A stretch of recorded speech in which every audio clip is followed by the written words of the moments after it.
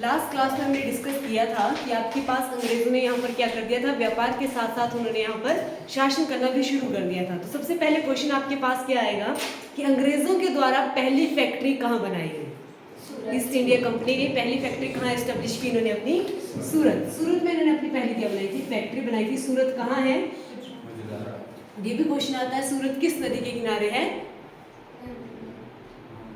सूरत किस नदी के किनारे है, ताप्ती। ताप्ती के किनारे कौन सा शहर है, सूरत। यही आपको क्वेश्चन भी करवाया था।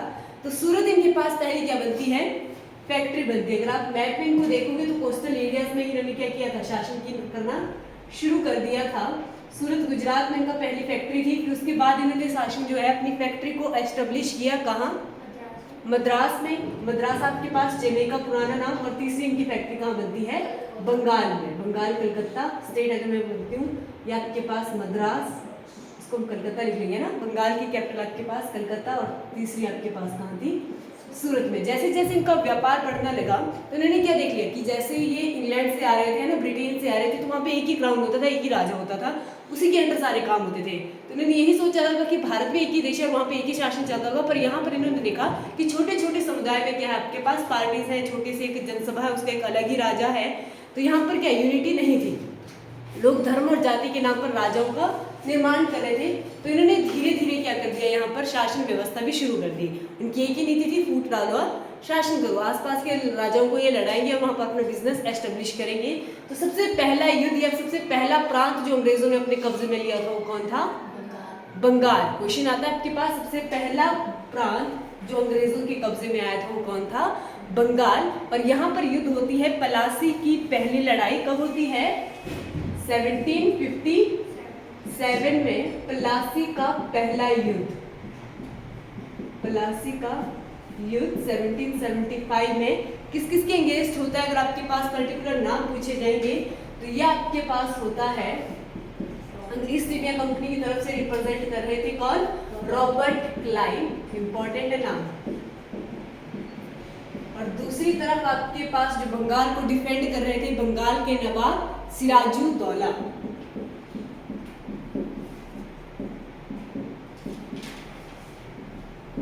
और इसमें आपके पास कौन विनर रहता है, रॉबर्ट क्लाइव, और ये बन जाते हैं बंगाल के पहले क्या बनते हैं, गवर्नर। लिखेंगे बंगाल के पहले गवर्नर हमारे पास कौन आते हैं, रॉबर्ट क्लाइव। अब क्या होता है, ईस्ट इंडिया कंपनी ने पहले तो व्यापार ही किया, इस युद्ध के बाद उनका क्या हो गया, शासन का थोड़ा वो हो गया कि अब हम शासन करेंगे क्योंकि हमने प्रांत को जीत लिया। इन्होंने इसी के पुत्र को क्या बना लिया था, उत्तराधिकारी बना लिया था। पर इवेंचुअली जो शासन चल रहा था वो ईस्ट इंडिया कंपनी ही कर रही थी उसमें।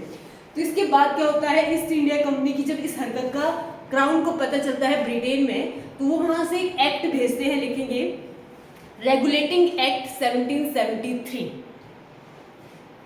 इसी के बाद आपके पास युद्ध का पता है ना आपको, प्लासी का युद्ध हुआ। प्लासी के युद्ध के बाद इन्होंने क्या किया था, वेड्रा का युद्ध किया था, इंपॉर्टेंट है। वेड्रा के युद्ध में इन्होंने किसको भेजा था वो भी लिख लेंगे साथ साथ। प्लासी का युद्ध हुआ 1775 में,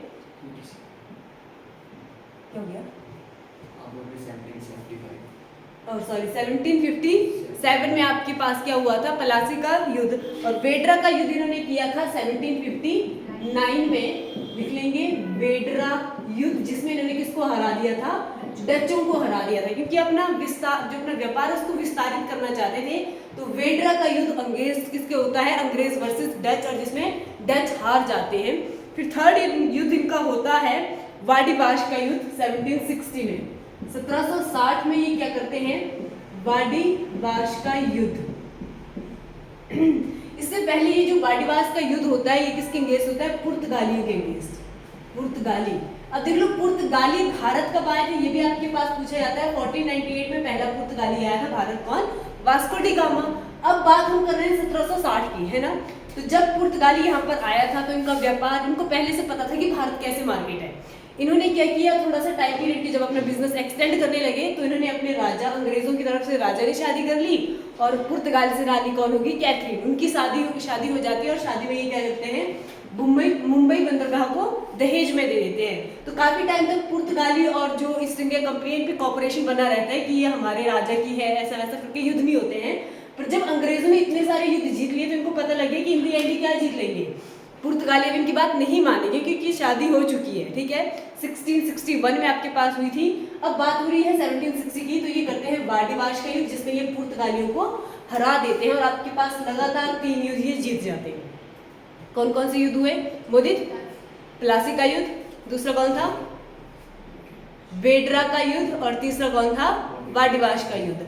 अब जैसे ये युद्ध यहाँ पर जीत रहे थे, अब इन्होंने देख लिया कि भारत का भी चैप्टर क्लोज करते हैं। भारत में भी आपके पास सेंटर में मुगल चले होते ना, पहले ये बिजनेस के लिए मुगलों से ही परमिशन ले रहे थे, तो ये मुगलों के अगेंस्ट युद्ध करते हैं, जो कि बहुत ही फेमस युद्ध है आपके पास, बक्सर का युद्ध।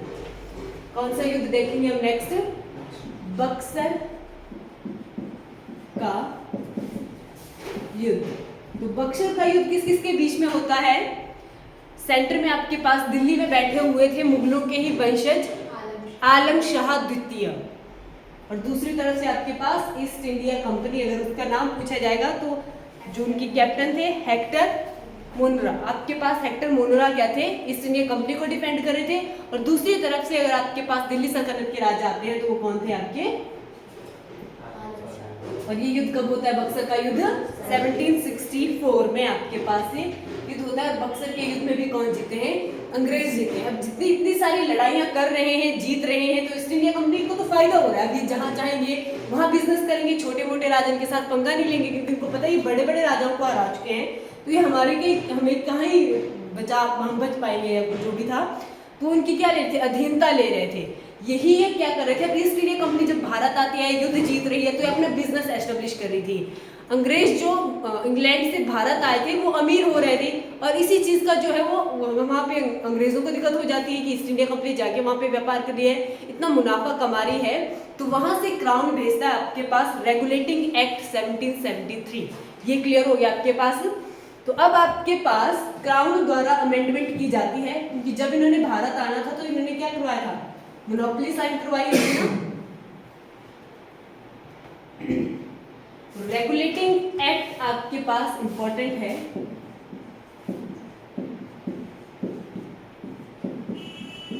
डेट आपने याद रखनी है 1773, क्योंकि रेगुलेटिंग एक्ट को ही बाद में चेंज भी कर दिया गया इसके नाम।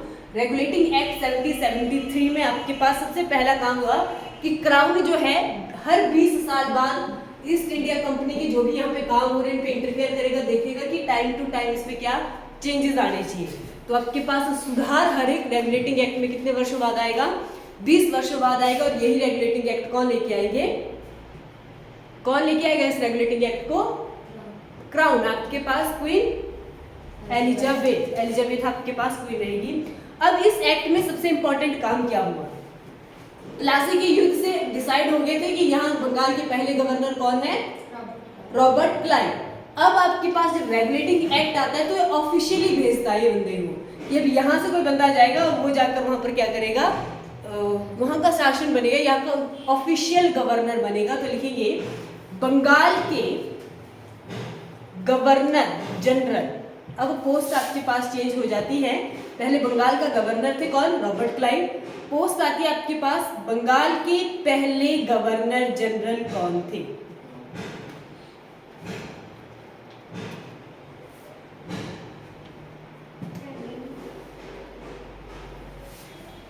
बंगाल के पहले गवर्नर जनरल। बताओ, ये तो काफी बार आपने सुना भी, पढ़ा भी होंगे। इनका नाम रॉबर्ट क्लाइव। तो बहुत रेयर से केसेस में पूछा जाता है। कौन थे? Warren Hasting. इंपॉर्टेंट है वॉरेन हेस्टिंग।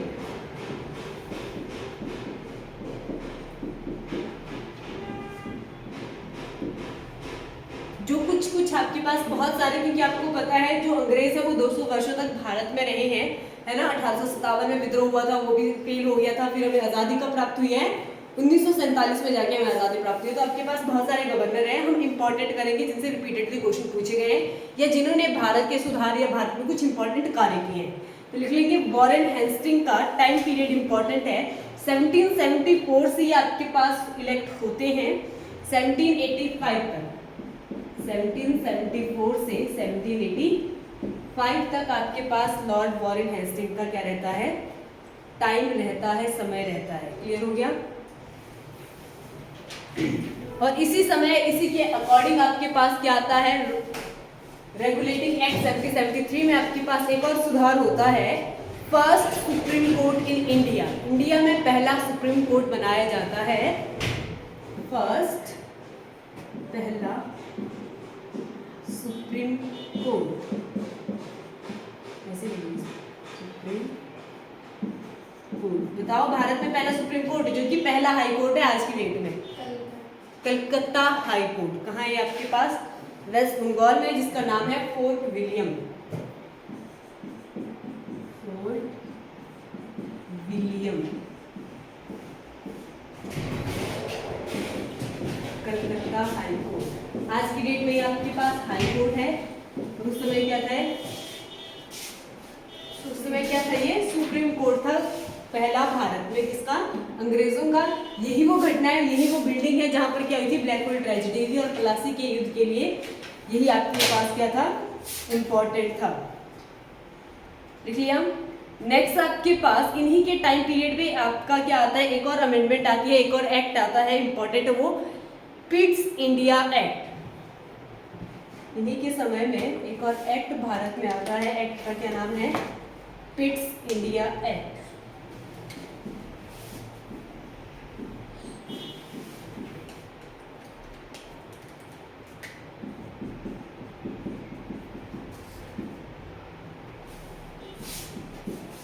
इंपॉर्टेंट है पिट्स एक्ट, और ये आपके पास कब आता है, 1784 में। 1784 में आपके पास क्या आता है, ईस्ट इंडिया एक्ट। इंपॉर्टेंट है ये क्योंकि इसने क्या कर दिया था, ईस्ट इंडिया कंपनी को दो भागों में विभाजित कर लिया था। पहले वो क्या कर रही थी, वही व्यापार कर रही थी, वही आपके पास शासन भी कर रही थी। अब पिट्स इंडिया एक्ट आपका 1785 में आता है और ये क्या कर देता है, ईस्ट इंडिया कंपनी को दो भागों में विभक्त कर देता है, जिसमें से एक भाग आपके पास किस कार्य को देखेगा, जो भी यहाँ पे बिजनेस हो रहा है, व्यापार हो रहा है। ईस्ट इंडिया कंपनी के दो भाग हो गए, एक आपके पास हो गया जो क्या देखेगा, बिजनेस देखेगा, व्यापार को संभालेगा, कौन कौन से टैक्सेस, कौन कौन से कर, कौन कौन से बाजार हम दूसरा करेंगे, और दूसरी तरफ आपका देखेगा एडमिनिस्ट्रेशन को, आपके पास क्या कहेंगे उसको, प्रशासन को, प्रशासन, एडमिनिस्ट्रेशन। ईस्ट इंडिया कंपनी को कब दो, किस एक्ट के द्वारा दो पार्ट में डिवाइड किया गया, पिट्स इंडिया एक्ट। कब आया था पिट्स इंडिया एक्ट आपके पास, 1784 में। और ये सारे कार्य किसके टाइम पीरियड पे हो रहे थे, वॉरेन हेस्टिंग के समय में ये सारे कार्य आपके पास हुए। नेक्स्ट आपके पास आता है, अच्छा एक न्यूज़पेपर भी आपके पास चला था, द बंगाल गजट, सबसे पहला न्यूज़पेपर आता है, तो ये भी किसके समय में शुरू हुआ था, ये भी लिखो, द बंगाल गजट न्यूज़पेपर, पहला समाचार पत्र आपके पास, भारत का पहला समाचार पत्र पूछा जाता है तो उसका नाम क्या है, द बंगाल गजट।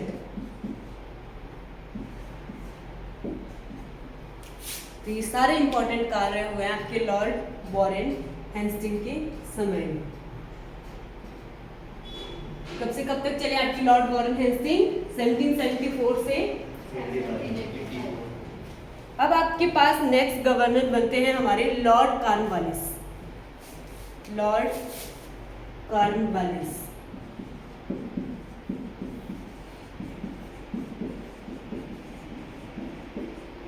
बंगाल के अगले गवर्नर, उनका टाइम पीरियड लिखेंगे आप 1784 से लेकर 93 तक। 1784 से 93 तक आपके पास कौन रहते हैं, 1784 से 93 तक, तो वो है 1985 तक का, मतलब टाइम पीरियड रिटायर हुए थे आपके पास, नेक्स्ट इन्होंने ज्वाइन कर लिया था। इनको क्या कर देते थे, एक टाइम पीरियड के लिए भेजेंगे, फिर वापस भेज देते थे और दूसरा आपके पास अपॉइंट हो जाता था। 93 तक कौन रहे आपके, लॉर्ड कॉर्नवालिस। इनके समय में इंपॉर्टेंट काम क्या हुए हैं लिखेंगे। सबसे पहला या फिर क्वेश्चन आता है, सिविल सेवा के जनक किसे कहा जाता है। इन्होंने क्या किया था, सिविल सेवा शुरू की थी आपके पास, सिविल सेवा के जनक। रिपीटेडली ये क्वेश्चन पूछा जा चुका है, इसको आप डबल स्टार लिखकर मार्क करेंगे। सिविल सेवा के जनक भारत में किसे कहा जाता है, लॉर्ड कॉर्नवालिस को। इन्हीं के समय में क्या हुआ था आपका, पुलिस व्यवस्था, स्थायी बंदोबस्त इन्होंने ही शुरू किए थे। पुलिस व्यवस्था, यहाँ पर दंगे हो रहे हैं तो यहाँ पर पुलिस होनी चाहिए, और स्थायी बंदोबस्त, जमीनी सुधार था आपके पास ये अंग्रेजों के द्वारा चलाई गई थी। ये 3 भागों में डिवाइड की थी। आपके पास जो बंगाल है वहाँ पे चलती थी क्या चलती थी, एक रेतवाड़ी व्यवस्था आती थी, एक महलगारी आती थी, रेतवाड़ी होती थी आपकी साउथ इंडिया में, ठीक है, रेतवाड़ी। और स्थायी बंदोबस्त आपके पास ये जमींदारों को लेके चलता था, ये बंगाल में होता था। और महल व्यवस्था तुम्हारी नॉर्थ इंडिया में चलती थी। स्थायी बंदोबस्त, ये क्या करते थे, इवेंचुअली जमींदार ढूंढते थे, फिर उनको बोलते थे कि हम तो यहाँ पे शासन नहीं कर सकते हैं, तो आप क्या करोगे, किसानों से कर दोगे। फिर अगर जो तुम्हारी जमीन है उसे हम कम कर लेंगे और लोगों से ज्यादा लेंगे। तो जमींदार इनका जो क्या करता था कि सभी किसानों को ये बोलता था कि तुम अपनी जमीन मेरे नाम पे कर लो, मैं कम टैक्सेस दूंगा और तुम लोग अपना अपना काम कर लेना। तो ऐसे ही जमींदार और क्या अमीर हो गए, और जो मजदूर थे वो अपनी जमीन में क्या बन गए थे, मजदूर बन चुके थे। स्थायी बंदोबस्त किसने शुरू किया, कॉर्नवालिस ने। पुलिस व्यवस्था किसने शुरू की, कॉर्नवालिस ने। आपके पास सिविल सेवा भी किसने शुरू की थी, कॉर्नवालिस ने। इन्हीं के समय में साउथ में एक आपके पास राजा होते थे, एक सुल्तान होते थे, सुल्तान का नाम है टीपू सुल्तान। सुना है आपने नाम, कहाँ से संबंध रखते थे टीपू सुल्तान, ये भी क्वेश्चन आता है। मैसूर कर्नाटका से वो बिलोंग करते थे, साउथ इंडिया से ही थे, ठीक है। साउथ में आपके पास चले हुए थे टीपू सुल्तान। उनकी जो एरिया उसका नाम है श्रीरंगपट्टनम। तो श्रीरंगपट्टनम की संधि, काफी लड़ाइयां लड़ी, जब जीत नहीं पाए तो उन्होंने संधि कर ली थी टीपू सुल्तान के साथ, तो वो भी क्वेश्चन आता है तो लिखेंगे। श्रीरंगपट्टनम की संधि किस किस के बीच में हुई थी, श्रीरंगपट्टनम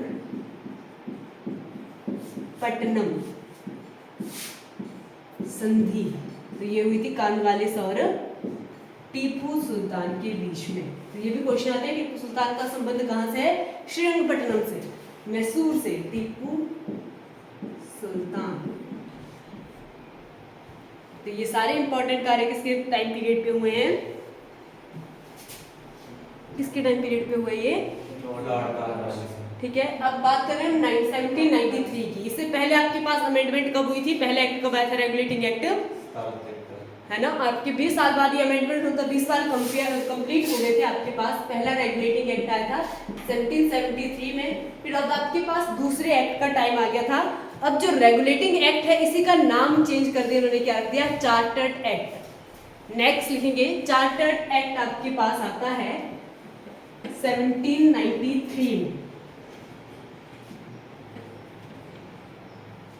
1793 में रेगुलेटिंग एक्ट का ही नाम चेंज करके क्या रख लिया, चार्टर्ड एक्ट।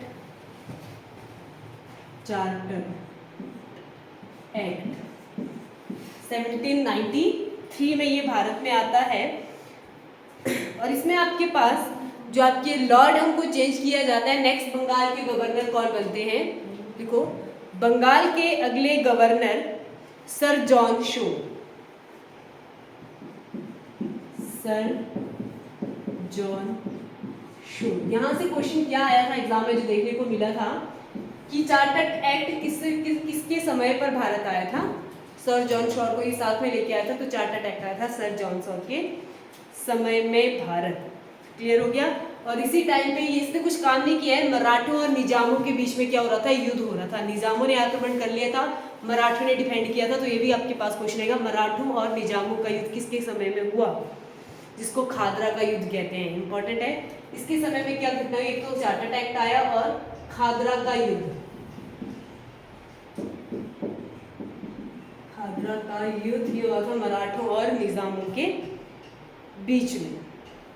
नेक्स्ट आपके पास इंपॉर्टेंट है, काफी बार एग्जाम में पूछे जा चुके हैं, लॉर्ड वेलेस्ली। लॉर्ड वेलेस्ली ये हो गया। अब हम थोड़े से फैक्ट के साथ चलेंगे क्योंकि इनका टाइम पीरियड आपका इंपॉर्टेंट है। लॉर्ड वेलेस्ली, इससे बहुत बार क्वेश्चन ये पूछा जा चुका है, बंगाल का शेर किसे कहा जाता है, बंगाल का शेर किसे कहा जाता है।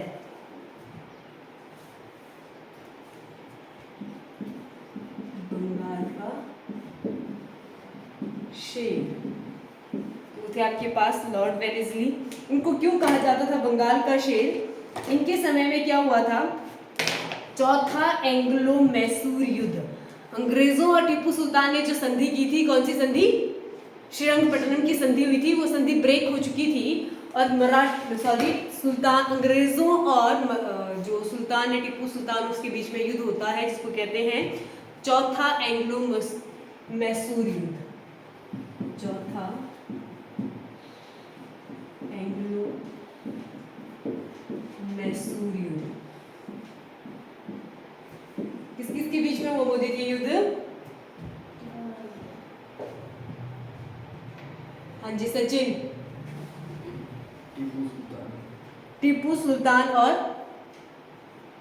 अंग्रेजों के बीच में ये युद्ध हुआ था। एक और संधि इन्होंने करी थी, देखेंगे बसीन की संधि, इंपॉर्टेंट है। बसीन की संधि, बसीन की संधि हुई थी पेशवा और अंग्रेजों के बीच में। बसीन संधि पेशवा, पेशवा किसके थे? हाँ, किसके बाद चले थे? ये मराठों के आपके पास पुरोहित आते हैं छत्रपति के बाद। हमने देखा है पेशवा और अंग्रेजों के बीच में आपके पास कौन सी संधि हुई थी? बसीन की संधि। नेक्स्ट इंपॉर्टेंट काम इसने क्या किया था? अब इतनी सारी चीजें हो रही थी तो इसने जो जितनी भी आपके पास घटनाएं होती थी वो सारी न्यूज़पेपर में जा रही थी, छप रही थी, लोगों को पता लगा था। तो इसने क्या कर दिया? प्रेस पर पूर्णतः प्रतिबंध लगा दिया इसने। तो लिखेंगे प्रेस पर प्रतिबंध किसके द्वारा लगाया गया? प्रेस हो गया मीडिया, प्रेस पर प्रतिबंध। तो आपने याद रखना है शेर इसने क्या कर दिया? किसने डिक्टेटरशिप करना शुरू कर दी? जिसकी बात नहीं मान रहे थे वहां पे युद्ध कर रहा था, और जहां पर आपके पास युद्ध से बात नहीं हो रही थी वहां पे ये संधियों पे चला हुआ था, और इन सारी घटनाओं की जानकारी है ये लोगों को प्रेस के द्वारा पहुंच रही थी। तो इसने प्रेस पर प्रतिबंध लगा लिया था, खुद को एक टाइटल दे दिया था जिसको कहते हैं बंगाल का शेर। नेक्स्ट आपके पास क्या आता है? चार्टर्ड एक्ट सेकंड आता है 1813 में। उसमें क्या हुआ? नेक्स्ट आपका चार्टर्ड एक्ट द्वितीय। चार्टर्ड एक्ट कब आया? 1813। इस एक्ट में क्या होता है? ये एक्ट इंपॉर्टेंट है। इसमें जो ईस्ट इंडिया कंपनी ने मोनोपोली साइन करवाई हुई थी, क्या करवाई थी उन्होंने? एकाधिकार साइन करवाया था ना कि एक ही कंपनी जाएगी इंग्लैंड से, वही व्यापार करेगी, उसको समाप्त किया गया। तो ये भी क्वेश्चन आता है, एकाधिकार किस एक्ट के दौरान समाप्त किया गया? तो चार्टर्ड एक्ट में इसमें क्या किया गया? मोनोपोली को खत्म किया गया। किसकी? ईस्ट इंडिया कंपनी की। और खत्म कौन करेगा? आपके क्राउन। बिल्कुल, क्राउन क्या करता है? इसको खत्म कर देता है। नेक्स्ट आपके पास आते हैं लॉर्ड हेस्टिंग। लॉर्ड हेस्टिंग, उनके समय में एक ही इंपॉर्टेंट घटना जिसको आप लिख लेंगे, रेतवाड़ी व्यवस्था शुरू कर दी थी इन्होंने। मैंने आपको बताया था जमींदारी व्यवस्था कहाँ चली हुई थी? बंगाल में। रेतवाड़ी आपकी चली थी मद्रास में, और महलदारी आपके पास चली थी उत्तरी भारत में, है ना, ऊपर वाले पंजाब वाले एरिया में देखने को मिलेगी आपको। तो लॉर्ड हेस्टिंग के समय में क्या हुआ? रेतवाड़ी व्यवस्था शुरू हुई, और जो कहाँ हुई? आपकी मद्रास में रेतवाड़ी व्यवस्था को शुरू किया गया। नेक्स्ट और इंपॉर्टेंट आपके पास एक्ट भी इसमें चेंज होगा, लॉर्ड विलियम बेंटिंग। अब आपके पास नेक्स्ट एक्ट आता है चार्टर्ड एक्ट 1833 की हम बात करेंगे।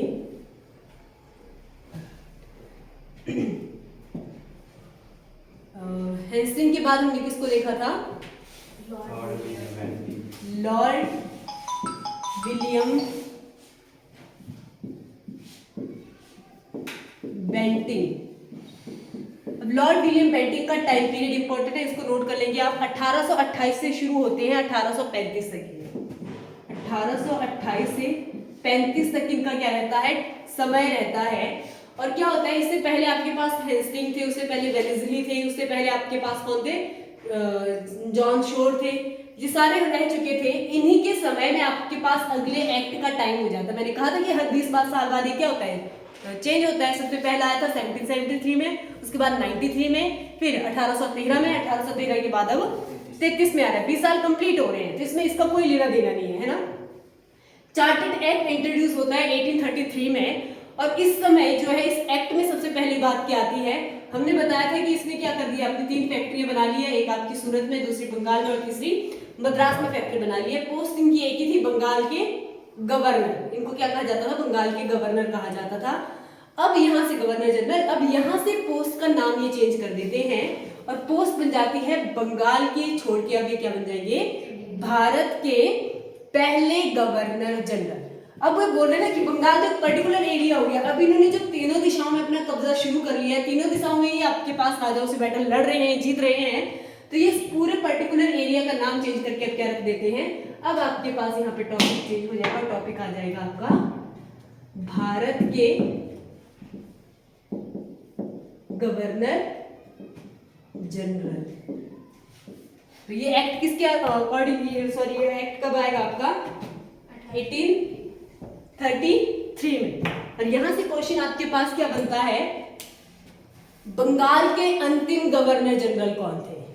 तो इसी के समय में, अब ये तो था 1828 तक, ये क्या था, बंगाल का गवर्नर ही था, और यही भारत का क्या बनता है, पहला गवर्नर जनरल।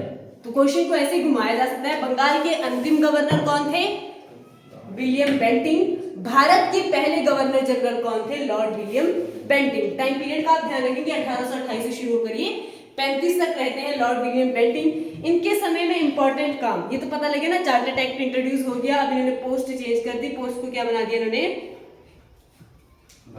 भारत का, बंगाल का चेंज करके भारत का बना दिया, और भारत की राजधानी इन्होंने चेंज कर दी। देखेंगे भारत की पहली राजधानी क्या बन जाती है आपके पास, कलकत्ता।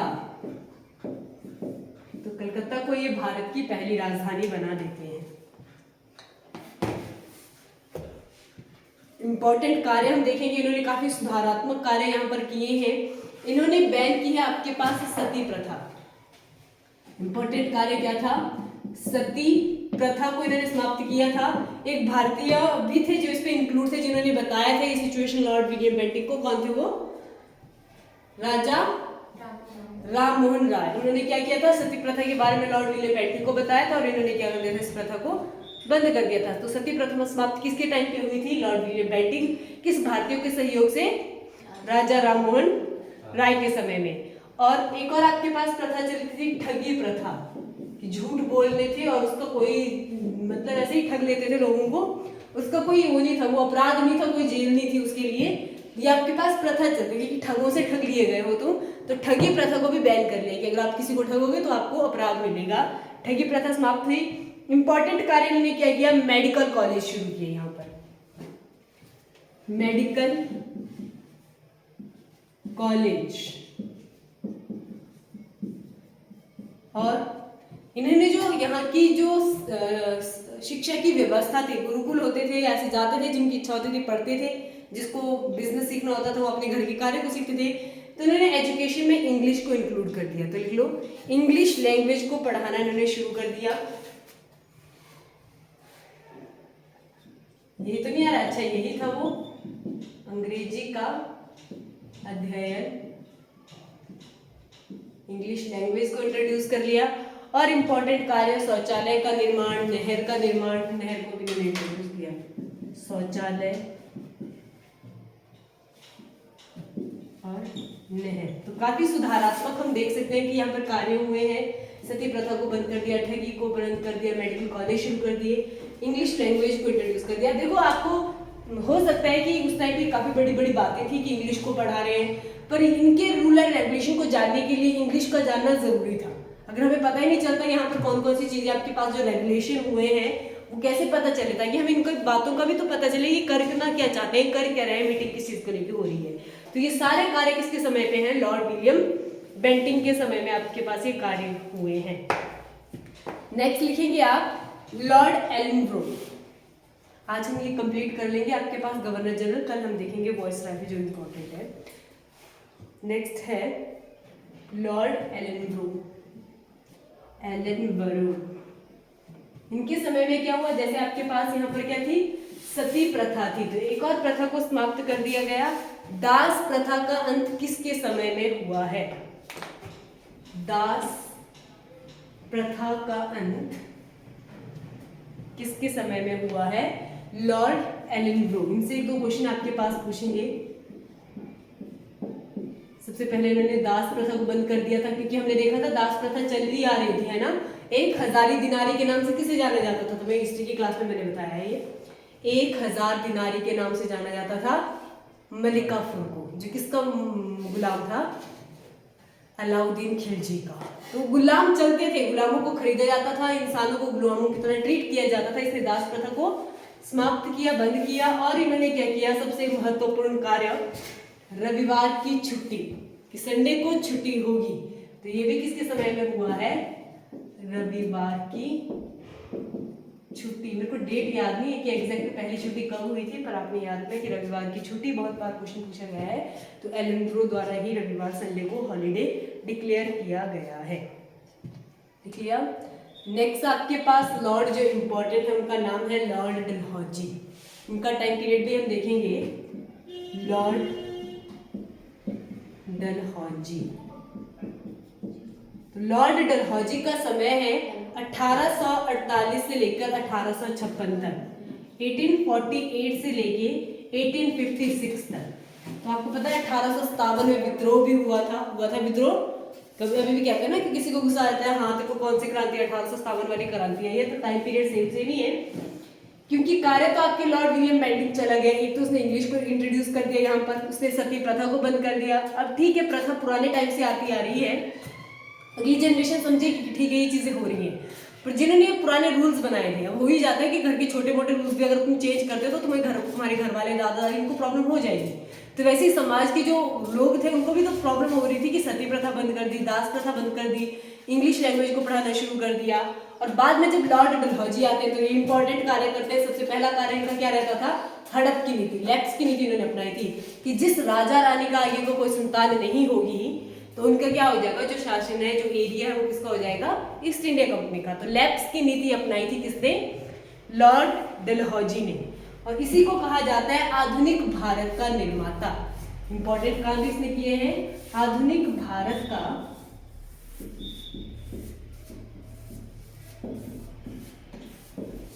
निर्माता कौन है? लॉर्ड डलहौजी। 1848 से इन्होंने अपना टाइम पीरियड शुरू किया है। क्यों कहा जाता है इन्होंने? क्योंकि इन्होंने रेल व्यवस्था यहाँ पर शुरू की थी। तो रेल देखेंगे, भारत में पहली रेल कब चली, ये भी आपके पास क्वेश्चन आता है। तो रेलगाड़ी की जो शुरुआत है वो किसके द्वारा की गई थी? लॉर्ड डलहौजी द्वारा। और पहली रेल चली थी आपके पास, हाँ कब? 1853 में। ये भी बहुत बार पूछा है। 1853 में पहली ट्रेन चली थी आपकी मुंबई टू ठाणे, बॉम्बे ही कहते थे उस टाइम, बॉम्बे टू ठाणे आपके पास पहली रेल चली थी। ये बहुत बार अंडरलाइन कर लेना इस चीज को। भारत में पहली रेल बॉम्बे टू ठाणे कब चली थी? 1853 में। और रेलगाड़ी के लिए किसको श्रेय जाता है सारा? लॉर्ड डलहौजी को। इन्होंने दूसरा कार्य क्या किया? संचार व्यवस्था शुरू की। अब आपके पास ये इधर से उधर बात करने के लिए रेलगाड़ी में लेटर नहीं भेजने पड़ेंगे, लेटर के लिए भी कुछ ना कुछ चाहिए होता था, वो भी आपके पास व्यवस्था शुरू होगी। तो सबसे पहले इन्होंने क्या किया? संचार व्यवस्था किसके द्वारा शुरू की गई?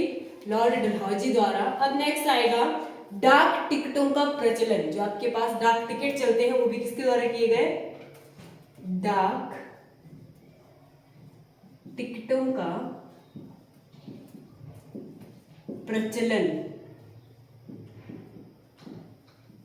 लॉर्ड डलहौजी द्वारा किया गया। और इन्होंने क्या किया? जो यूपीएससी की परीक्षा होती है, आज की डेट में भी भारत का टफेस्ट एग्जाम आपके पास कौन आता है? यूपीएससी की परीक्षा में पहले भारतीय बैठे थे। तो लिखेंगे यूपीएससी प्रतियोगिता परीक्षा में पहले आईएएस इंडियन बने थे आपके पास। यूपीएससी में पहले आईएएस इंडियन भारतीय कौन थे? ये भी क्वेश्चन आता है। भारत के पहले आईएएस कौन थे? पहले भारतीय आईएएस सत्येंद्र नाथ टैगोर 1863 में ये बने थे आपके सत्येंद्र नाथ टैगोर 1863 में यूपीएससी की परीक्षा में इन्होंने भारतीयों को अलाउ किया था। और पहले ये अलग आता है, ये अलग टाइम पीरियड में आएंगे, है ना, क्योंकि इनका टाइम पीरियड खत्म हो रहा है 56 में। ये मैं तुम्हें सिर्फ और क्वेश्चन करवा रही हूँ कि जो भारतीय था इन्होंने परमिशन दे दी थी, यूपीएससी की परीक्षा इन्होंने शुरू कर दी थी, पर पहला भारतीय जिसने यूपीएससी क्लियर करके आईएएस बने थे वो कौन थे आपके पास? सत्येंद्र नाथ टैगोर। ये बने थे 1863 में। तो ये आपके पास किसके समय पे इंपॉर्टेंट कार्य थे? और आपके पास मैंने बताया कि इनका जो विद्रोह हो रखा था 1857 की क्रांति की हम बात कर रहे हैं, तो उनका एक मेजर रीजन क्या था आपके पास कि उन्होंने हड़प की नीति को अपना रखा था, लैप्स की नीति को अपना रखा था। और यहीं से क्वेश्चन आपके पास आता है, पहले किस रियासत को या पहले किस राज्य या क्षेत्र को इन्होंने क्या किया था? हड़पा था, हड़प की नीति से अपनाया था। तो जो पहली रियासत थी जिसको हड़पा गया था उसका नाम था सतारा, जो कि महाराष्ट्र में है। हड़प नीति का पहला शिकार आपके पास सतारा रियासत बनी है, जो कि कहाँ है करंट डेट में? आपकी महाराष्ट्र में सतारा को हड़पा गया था हड़प नीति के द्वारा। और उसके जन्मदाता कौन है आपके? कौन है? लॉर्ड डलहौजी। और लास्ट हम देखेंगे भारत के सतारा, सतारा आपके पास आता है महाराष्ट्र में आपकी एक रियासत थी सतारा रियासत, जिसको पहले हड़पा गया था। अब लास्ट आपके पास आते हैं भारत के अंतिम गवर्नर जनरल, उनका नाम है Lord Canning. Lord Canning, Lord Canning से आप देखेंगे सबसे पहला क्वेश्चन तो यही आएगा, 1857 के विद्रोह में भारत के गवर्नर जनरल कौन थे? 1857 के विद्रोह में भारत के गवर्नर जनरल थे लॉर्ड कैनिंग। 1857 में विद्रोह, वो 56 में रिटायर हो गया था डलहौजी। डलहौजी ने देख लिया कि सिचुएशन खराब हो रखी है, उसको बुला दिया गया और आपके पास नए लॉर्ड भेज दिए। कौन? Lord Canning. और इनका टाइम पीरियड आप लिखेंगे, 1857 में विद्रोह हो गया था, तो 1857 से लेकर 1858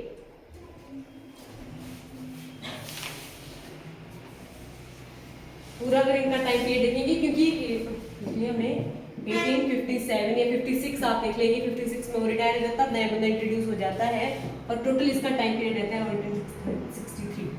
अब बताऊं क्या हुआ, ये भारत के क्या बन गए? अंतिम गवर्नर जनरल बन गए। पर यहीं पे आपके पास अगला एक्ट क्या होना था? अमेंडमेंट होनी थी, अगला चार्टर्ड एक्ट आना था। और अब जो पोस्ट है वो भारत के गवर्नर जनरल से चेंज होकर आ जाएगी भारत के वायसराय। अब आपके पास इस पोस्ट को चेंज करके आपके आ जाएंगे लॉर्ड भारत के वायसराय। और भारत के पहले वायसराय भी कौन है? Lord Canning. और भारत के अंतिम गवर्नर जनरल भी कौन है? Lord Canning.